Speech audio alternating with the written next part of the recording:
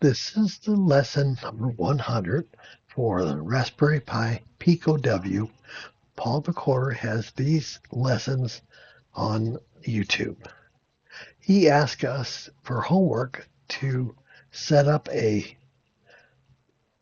class for the servo using the state machine. And I'll show you here what I did. Now, let's go here. At the beginning, I import machine, import pin because we're going to be using pins, and RP2, which is the stuff for the state machine. Okay, now we come down here. This is pretty much all the same. Come down into here. This is from last week where we set up the pins and move it and allowed it the servo to be set via the Python. Now down here is where it actually starts to go. We've got class servo setup, and I put in machine pin, import pin, and import RP2 just in case. Not sure if you need it or you're not. Okay, and then down here I define the initiation. Here I put self.state machine number and a pin number. I've got to pass the state machine number to and a pin number to it, so you know what you're dealing with. You could do up to quite a few state machines, depending on if you run out of numbers of instructions.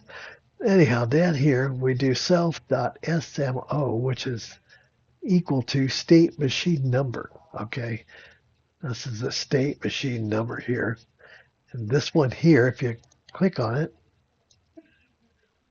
and it's not doing it, why not?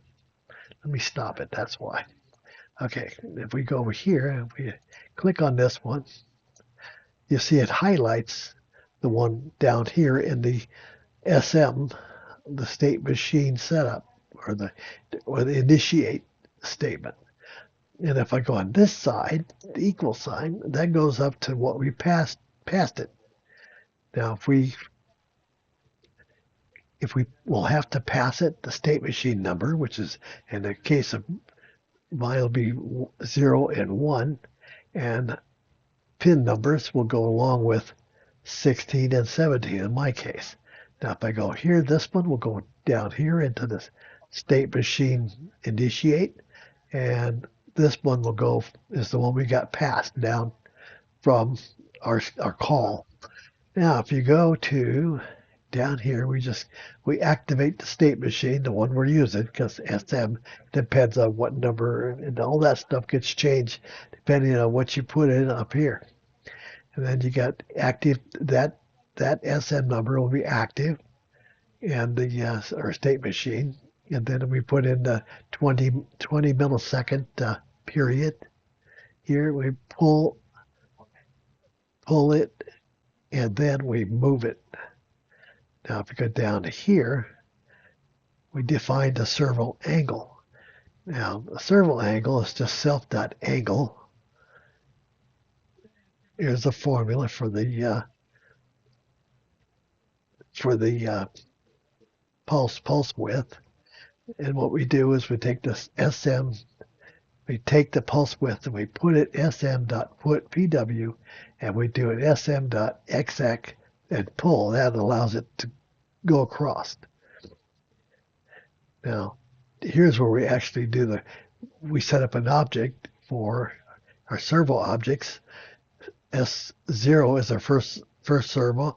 We call setup, and we set it as state machine 0 and pin 16. And this one here is S1, which happens to be state machine 1 and 17. Now, if we go down here, like I said, all this is pretty close to the same thing. Now, you got this for the angle in the range 0 to 180 with 1 degree steps. S0 will go to set the angle, and S1 will set the angle 180 minus the angle. And that allows them to go like a windshield wiper motion. Down here, the same thing, except we're going the opposite direction. We'll be going from 180 to 0 at minus 1 degree steps, and the same thing, the angle, and then we'll take the 180 minus the angle. It allows them to go like this. Yeah, otherwise, they'll go like this, and we don't really want that. Anyhow, let's go ahead and run this thing. If I press run, once I get on it, there we go. It's starting to run now. It's going. Both these synchros look like they're working quite well. And well, there is the results. Uh, Not very exciting, but there they are. And there's the homework. And Paul, I appreciate you doing these videos. Uh, we will see you on Tuesday. You take it easy. Bye.